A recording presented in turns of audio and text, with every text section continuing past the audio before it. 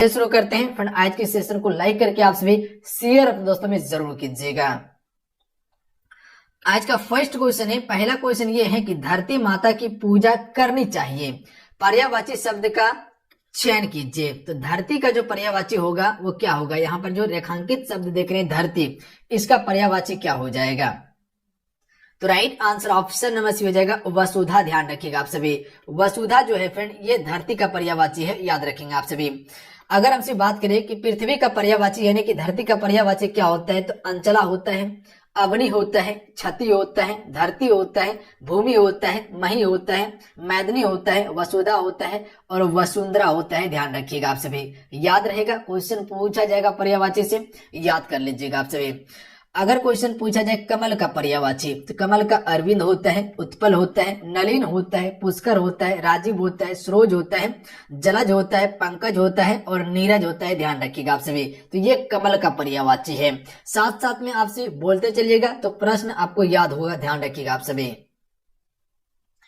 क्योंकि आपसे को हम बार बार कहते हैं कि प्रश्न को याद कीजिए आप सभी, क्योंकि जब तक प्रश्न को याद नहीं कीजिएगा तो समझ लीजिए पेपर में बना नहीं पाइएगा, कंफ्यूजन आपको कर देगा।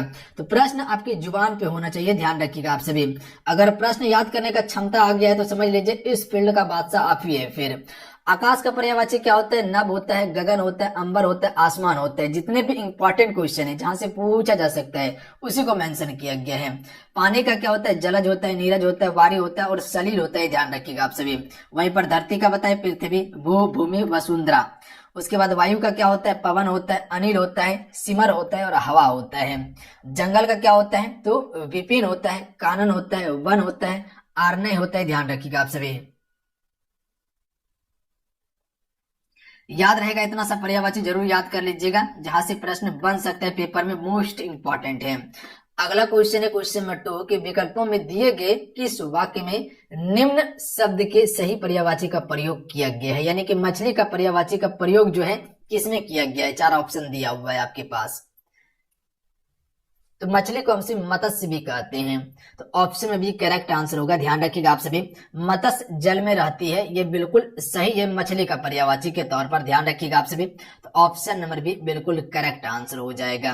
अगर क्वेश्चन पूछा जाए कि मछली का पर्यायवाची होता क्या क्या है, तो मीन होता है, मत्स्य होता है, झक होता है, झस होता है, जल जीवन होता है, सफरी होता है और मकर भी होता है। ध्यान रखिएगा आप सभी, याद रहेगा। अगर क्वेश्चन आपसे से पूछ लिया जाए, नोट कर लीजिएगा, पक्षी का क्या होता है? तो खग होता है, चिड़िया होता है, गगनचर होता है, पखेरु होता है, नभचर होता है। उसके बाद अगला नोट कीजिएगा, पुष्प का पर्यायवाची क्या होता है? फूल, सुमन, कुसुम और प्रसून होता है। वहीं पर भौरा का पर्यायवाची की बात किया जाए तो भ्रमण हो जाएगा, भंवरा हो जाएगा, सारंग हो जाएगा और मधुप हो जाएगा। ध्यान रखिएगा आप सभी। आगे अगर क्वेश्चन पूछा जाए कि हिमालय का पर्यायवाची क्या होता है, तो ध्यान रखिएगा हिमालय का पर्यायवाची होता है हिमाचल होता है, गिरिराज होता है और पर्वतराज होता है। कमल का बताएं कि पंकज, नीरज, सरोज, जलज भी होता है। पहाड़ का पर्यायवाची क्या होता है? पर्वत होता है, गिरी होता है, अंचल होता है, नग होता है और भूधर होता है। याद रखिएगा आप सभी। अगला नोट कीजिएगा, नदी का पर्यायवाची सरिता, तटीना, सरी और सारंग होता है। वहीं पर तालाब का पर्यायवाची क्या होता है? सरोवर होता है, जलाशय होता है, सर होता है, पुष्कर होता है और पोखर होता है। मेरे साथ में आपसे रिपीट करते चलिएगा, तालाब का क्या बताएं? सरोवर, जलाशय, सर, पुष्कर और पोखर होता है। दिन का पर्यायवाची क्या होता है? दिवस होता है, दिवा होता है, वार होता है और परिमाण होता है। ध्यान रखिएगा आप सभी, याद रहेगा, दिवस, दिवा, वार और परिमाण होता है। इतना आप सभी 1 से 2 बार रिपीट कीजिएगा तो चीजें आपको याद हो जाएगा। ध्यान रखिएगा आप सभी, तो याद जरूर कर लीजिएगा। अगला है हिंदी में लिंग जो है ये कितने प्रकार के होते हैं या लिंग के कितने भेद होते हैं हिंदी में? आप सबको पता होगा कि हिंदी में अगर बात किया जाए तो हिंदी में आपका 2 ही लिंग होता है, एक स्त्रीलिंग और एक पुल्लिंग होता है, तो 2 इसका करेक्ट आंसर हो जाएगा। बट अगर संस्कृत की बात किया जाए तो इसमें 3 लिंग होता है, एक स्त्रीलिंग, एक आपका पुल्लिंग होता है और एक उभयलिंग होता है। ध्यान रखिएगा आप सभी, क्लियर है? अगला क्वेश्चन देख लीजिएगा, क्वेश्चन है कि निम्नांकित में से कौन सा शब्द पुल्लिंग नहीं है? इनमें से कौन सा पुल्लिंग नहीं है? क्या लगता है? उच्चारण करके देखिए। हाथ क्या है? बहुत लंबी है? नहीं, हाथ बहुत लंबा है या हाथ बहुत बड़ा है? पुल्लिंग शब्द है। दही खट्टी होती है, नहीं, दही खट्टा होता है। दही हमेशा पुल्लिंग शब्द है, ध्यान रखिएगा आप सभी। नदी बह रही है, ध्यान रखिएगा, नदी बह रहा है नहीं, नदी बह रही है, तो ये आपका क्या है, स्त्रीलिंग शब्द है, पुल्लिंग शब्द नहीं होगा, ध्यान रखिएगा। तो इसका सी करेक्ट आंसर हो जाएगा, जबकि पानी आपका पुल्लिंग शब्द है। तो नदी क्या हो जाएगा, उच्चारण करके देखिएगा, नदी बह रही है, ध्यान रखिएगा आप सभी। तो यहाँ पर ये स्त्रीलिंग शब्द हो जाएगा, बाकी बात ये सभी आपका पुल्लिंग शब्द है। उच्चारण कीजिएगा तो आंसर आपको निश्चित मिल जाएगा। अगला है, निम्नलिखित में से कौन सा शब्द द्वंद्व समास का सही उदाहरण नहीं है। ज्यादातर बच्चे जो है कि यहाँ पर गलती करता है, पूरा प्रश्न को नहीं पढ़ता है कि क्या क्वेश्चन दिया गया है और डायरेक्ट आधा पढ़ के आंसर दे देता है और क्वेश्चन गलती हो जाता है। तो पूरा प्रश्न पढ़ा कीजिए कि क्वेश्चन क्या कहना चाह रहा है, कि कौन सा द्वंद्व समास नहीं है। तो द्वंद्व समास में आपको क्या बताएं, जहां पर विरोध हो या अपोजिट वर्ड देखने के लिए मिल जाए, जैसे कि छल कपट, ये आपका द्वंद्व समास है। सुख दुख द्वंद्व समास है। नाक कान द्वंद्व समास है, अन्यथा योजक चिन्ह आपको बीच में देखने के लिए मिलेगा। जितने भी विपार्थक शब्द देखते हैं, विलोम शब्द, वो द्वंद्व समास का ही उदाहरण है। भात दाल हो गया, लोटा डोरी हो गया, माता पिता हो गया, ये सभी क्या है, ये सभी द्वंद्व समास का उदाहरण है। जबकि आपका उपकल जो है, ये आपका क्या है, अब यही भव समास है, ध्यान रखिएगा आप सभी। क्या है उपकल जी, अब यही भव समास है। अब यही भव समास में क्या होता है, प्रथम पद इसका प्रधान होता है, जबकि द्वितीय पद क्या होता है, गौण हो जाता है, यानी कि उसको कम महत्व दिया जाता है। अन्यथा इसमें अव्यय शब्द या उपसर्ग शब्द लगा रहता है आगे में, ध्यान रखिएगा आप सभी। तो ये जो उप आप देख रहे हैं, ये क्या है, एक उपसर्ग शब्द है, ध्यान रखिएगा आप सभी। तो ये क्या हो जाएगा, अब यही भव समास हो जाएगा। बाकी बात जो है ये आपका द्वंद्व समास का उदाहरण है। तो क्वेश्चन कहा गया था कि इनमें से कौन सा जो है कि द्वंद्व समास नहीं है, तो ऑप्शन नंबर ए नहीं है, ध्यान रखिएगा आप सभी। अगला क्वेश्चन देख लीजिएगा, क्वेश्चन नंबर 6 है। चलिए इस क्वेश्चन का आंसर कीजिएगा आप सभी, कि निम्नलिखित प्रश्नों में से 4 विकल्प में से उस विकल्प का चयन करें जो दिए गए शब्द के लिए सही द्विगु समास के विग्रह का विकल्प होगा। इनमें से द्विगु समास के विग्रह की बात किया गया है। सप्त तंत्र में जो है ये द्विगु समास है, पर इसका समास विग्रह क्या होगा। द्विगु समास में क्या होता है, जितने भी संख्या वाला चीज है, जैसे कि दशानंद हो गया, पंचमुखी हो गया, तिराहा हो गया, जितने भी गिनती करने के लिए मिल जाए वहां पर द्विगु समास होता है। क्या कह सकते हैं आप सभी, सब तंत्र का अगर विग्रह किया जाए, समास विग्रह, तो इसका करेक्ट आंसर डी हो जाएगा। 7 तंत्रों का समाहार को हम सभी क्या कहते हैं, सब तंत्र कहते हैं। ऑप्शन नंबर डी बिल्कुल करेक्ट आंसर हो जाएगा। क्लियर है। अगला क्वेश्चन देख लीजिएगा। फ्रेंड आप सभी क्लासेस को लाइक जरूर कीजिएगा, जितने मेरे साथ में जुड़े हुए हैं, बस इतना सा काम जरूर कर लिया कीजिए। देखिए हम कोशिश करते हैं कि आपके लिए बेहतर से बेहतर कंटेंट लाएं, बस आपको क्या करना है, क्लास को लाइक करके शेयर करना है आप सभी को, बस इतना सा काम कर लिया कीजिए। अपने दोस्तों में जो भी ग्रुप में आप तैयारी करते हैं वहां कम से कम 1 से 2 ग्रुप में जरूर शेयर किया कीजिए, बस इतना सा काम जरूर कर लिया कीजिए। जितना हो सकता है, जितना हम सफल सकता है हमसे, आपको बेहतर से बेहतर देने का कोशिश करते हैं, अपना 100% आपको देते हैं हम। चलिए इस क्वेश्चन का राइट आंसर कीजिएगा आप सभी। संधि विच्छेद से क्वेश्चन दिया हुआ है, यदि प्लस अपि, यानी कि यदि धन अपि से क्या होता है, यदापि बनता है। इसमें किस स्वर संधि का उदाहरण है, यानी कि ये कौन सा स्वर संधि का उदाहरण है, बताना है ये आपको। तो इसमें यन स्वर संधि का उदाहरण है, ध्यान रखिएगा आप सभी। ऑप्शन नंबर डी बिल्कुल करेक्ट आंसर हो जाएगा, ध्यान रखेंगे आप सभी। अभी आपको एक संधि का क्लास देंगे, उसमें आपको बताएंगे कि संधि कैसे पहचानिएगा आप सभी, और कौन सा संधि है, किसमें स्वर संधि लगा हुआ है, किसमें गुण संधि है, किसमें यन संधि है, ये सारा चीज हम आपको बताने वाले हैं। एक लेक्चर आएगा, पूरा डिटेल में आपको कवर करवा दिया जाएगा, वो टॉपिक वाइज में, क्योंकि वो बताने में फिर समय ज्यादा लगेगा आपको। निम्नलिखित शब्दों में से स्वर संधि को पहचानिए। इनमें से स्वर संधि को पहचानना है कि किसमें स्वर संधि है। जिसमें आपको आल लगा देखने के लिए मिल जाए तो सबसे पहले प्राथमिकता वहीं देना है, उसी में स्वर संधि आपको देखने के लिए मिलेगा। तो पुस्तकालय में जो है कि स्वर संधि है, ध्यान रखिएगा। ऑप्शन में ए बिल्कुल करेक्ट आंसर होगा, याद रहेगा आप सभी को। और स्वर संधि में भी ये दीर्घ स्वर संधि है, इसमें ध्यान रखिएगा आप सभी। अगला क्वेश्चन देख लीजिएगा। क्वेश्चन है कि संज्ञा, सर्वनाम, अव्यय, क्रिया और कारक के आधार पर उत्तर दीजिए। आज धन डैश कोई नहीं पूछता। तो यहाँ पर जो आप सभी देख रहे हैं, यहाँ पे कौन सा शब्द आ जाएगा कि आज धन के बिना कोई नहीं पूछता। ऑप्शन में ए बिल्कुल करेक्ट आंसर हो जाएगा। और बिल्कुल सही बात है कि आज के युग में धन के बिना कोई नहीं पूछता, ध्यान रखिएगा। धन है आपके पास तो सब चीज है आपके पास, ध्यान रखेंगे।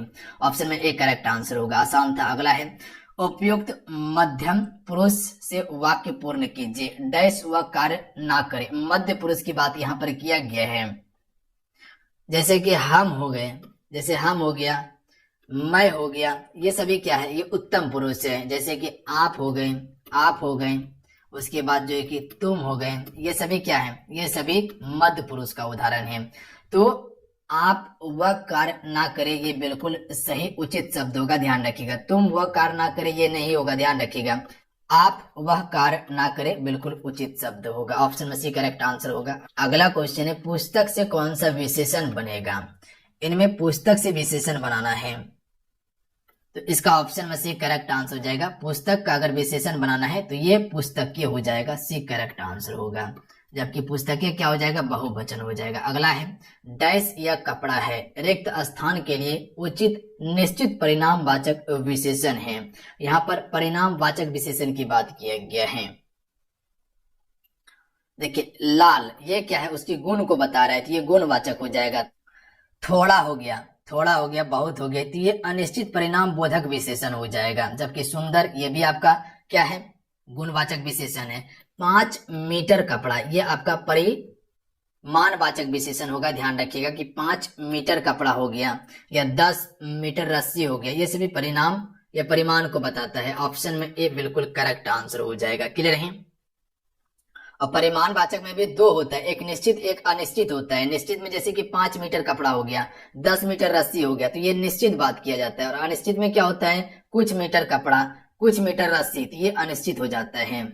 अगला क्वेश्चन देख लीजिएगा, वाक्य के जिस पद से किसी कार्य के होने का पता चले उसे हम सभी क्या कहते हैं, तो उसे हम सभी क्रिया कहते हैं। ध्यान रखिएगा आप सभी, वाक्य के जिस पद से किसी कार्य के होने का पता चले उसे हम सभी क्या कहते हैं, क्रिया कहते हैं। याद रहेगा आप सभी को, एक साकर्मक क्रिया, एक आकर्मक क्रिया को याद रखिएगा। जहाँ से क्वेश्चन पूछा जाता है पेपर में कि कौन सा साकर्मक है और कौन सा आकर्मक है। अगला क्वेश्चन है, निम्न में से विशेषण से संबंधित अशुद्ध वाक्य की पहचान करें। इनमें से विशेषण से संबंधित कौन सा एक अशुद्ध वाक्य है। 4 ऑप्शन दिया हुआ है, चलिए बताइएगा आप सभी, ऑप्शन को पढ़िए क्या कहना चाह रहा है। विशेषण से संबंधित अशुद्ध वाक्य, तो ऑप्शन में डी करेक्ट आंसर हो जाएगा। मेरी गाड़ी ऐसी नहीं जैसी आपकी कार है, ये विशेषण से संबंधित क्या है, अशुद्धि है। ध्यान रखिएगा आप सभी, यानी कि अशुद्ध वाक्य हैं। जो आप सभी ऐसी और जैसी जो देख रहे हैं, ये सर्वनामिक विशेषण के प्रकार की तरह यूज नहीं हुआ है, ध्यान रखिएगा। जबकि मुझे वैसा आदमी मत समझो, ये आपका सर्वनामिक विशेषण के तौर पर आपका जो कि प्रयोग हुआ है। मैं ऐसे वैसे लोगों से दोस्ती नहीं करता, इसमें भी जो कि सर्वनामिक विशेषण है। वह आदमी मेरे घर आया है, इसमें भी सर्वनामिक विशेषण है। ध्यान रखिएगा आप सभी, यानी कि ये सभी तो विशेषण की दृष्टि से बिल्कुल सही है, पर सही नहीं है ऑप्शन नंबर डी, यही अशुद्ध वाक्य है। अगला क्वेश्चन देख लीजिएगा। क्वेश्चन है कि क्रिया विशेषण शब्द होते हैं। क्रिया विशेषण शब्द क्या होते हैं, तो क्रिया की विशेषता जो बतलाते हैं उसी को हम सभी क्या कहते हैं, क्रिया विशेषण शब्द कहते हैं। बी करेक्ट आंसर होगा, ध्यान रखेंगे आप सभी। अगला है, दिए गए वाक्य में क्रिया ज्ञात कीजिए। श्याम सोता है, इसमें कौन सा क्रिया है। अभी बताए थे कि साकर्मक क्रिया और आकर्मक क्रिया के बारे में क्वेश्चन पूछा जाता है। तो यहाँ पर दिया हुआ है कि श्याम सोता है, इसमें कौन सा क्रिया हो जाएगा। तो सिंपल से है, आपको बताया है कि इसमें क्या और कहाँ आपको यूज करना है।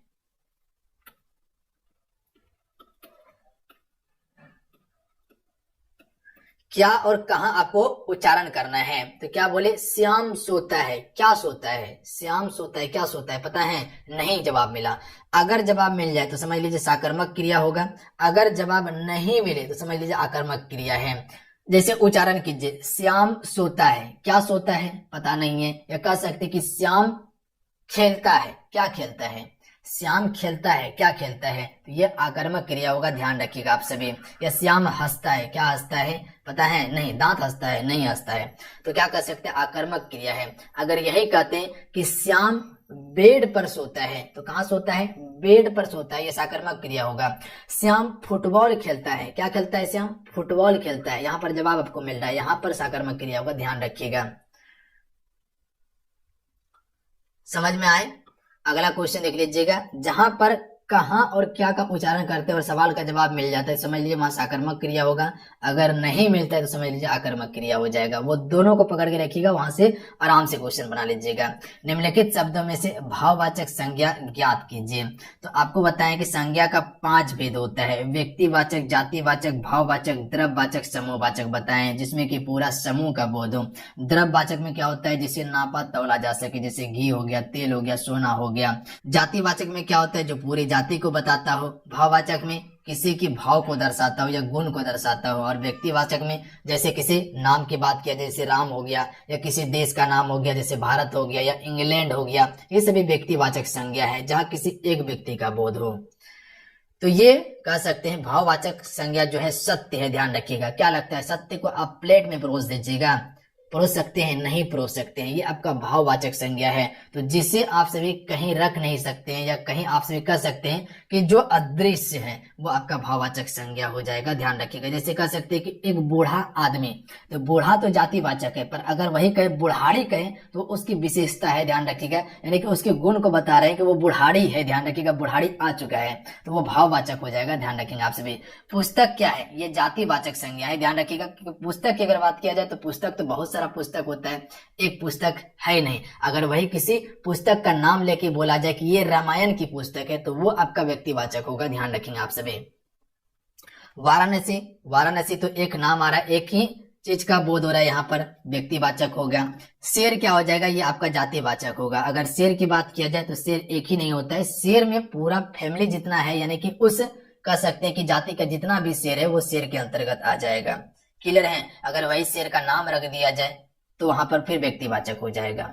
अगला क्वेश्चन देख लीजिएगा, निम्नलिखित में से कौन सा विकल्प सरल वाक्य का उदाहरण है। एक होता है सरल वाक्य, एक मिश्र वाक्य और एक संयुक्त वाक्य। जैसे अगर मिश्र वाक्य की बात किया जाए, कौन व्यक्ति है जो महात्मा गांधी का नाम नहीं सुना है। तो जहां पर आपको बहुत ज्यादा लंबा वाक्य देखने के लिए मिल जाए वहां पर आपका मिश्र वाक्य होगा। ध्यान रखिएगा। संयुक्त वाक्य में क्या होता है पता है आप सभी को, जैसे कह सकते हैं कि राम और मोहन सोएगा, ये आपका संयुक्त वाक्य है। राम और मोहन पढ़ेगा, संयुक्त वाक्य है। अगर यही कहते कि राम पढ़ेगा, ये सरल वाक्य होगा। राम पढ़ेगा सरल वाक्य होगा। तो इसका करेक्ट आंसर क्या हो जाएगा, ऑप्शन नंबर ए, उसके आने का समय निश्चित नहीं है, ये आपका सरल वाक्य है।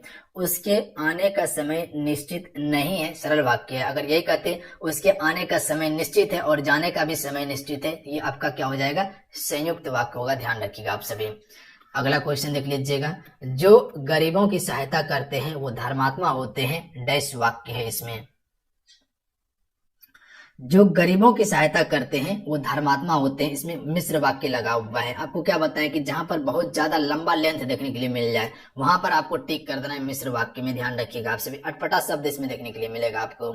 ऑप्शन नंबर बी बिल्कुल करेक्ट आंसर होगा कि जो गरीबों की सहायता करते हैं वो धर्मात्मा होते हैं, बी करेक्ट आंसर होगा। अगला है औपचारिक शब्द में प्रत्यय है।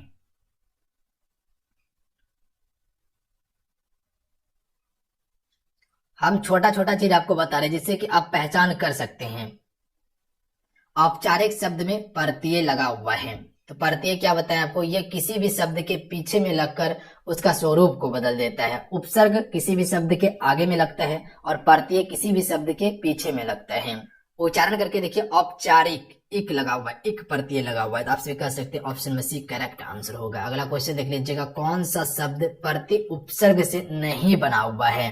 तो उपसर्ग की बात क्या है, तो आपको बताएं कि शब्द के आगे में उपसर्ग शब्द लगता है। इनमें से कौन सा शब्द जो है प्रति उपसर्ग से नहीं बना है, तो प्रतिवादी तो बना हुआ है, यहीं पर दिख रहा है। प्रत्येक, ये भी आपका प्रति उपसर्ग से बना हुआ है।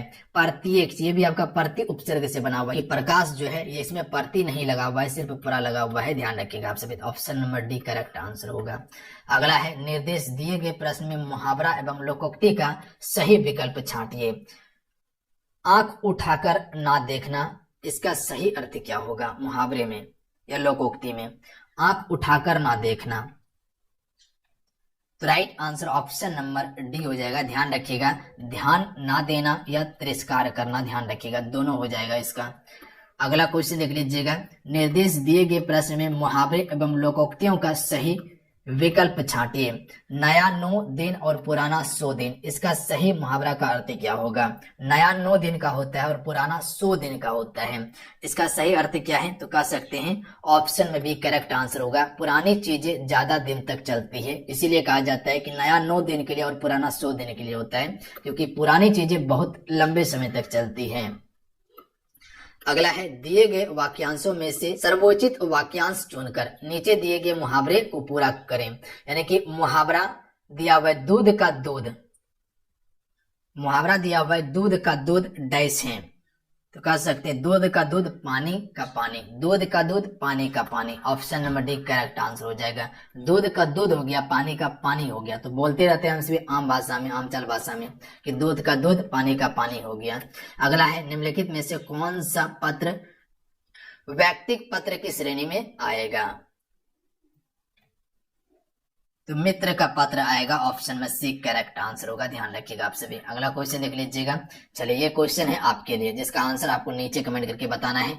कुल 25 क्वेश्चन हम सभी कवर कर लिए हैं। चलिए बताइएगा, ये आपके लिए दिया हुआ है कि सूर सागर के रचयिता कौन है। 4 ऑप्शन दिया हुआ है, 4 ऑप्शन में आपको अपना आंसर नीचे कमेंट करके बताना है। बताइएगा इस क्वेश्चन का राइट आंसर क्या हो जाएगा। तो चलिए आज कितना है, आज की इस क्लासेस में कुल 25 क्वेश्चन हम सभी कवर किए हैं, जो कि ये बिल्कुल आपको न्यू प्रैक्टिस सेट दिया जा रहा है।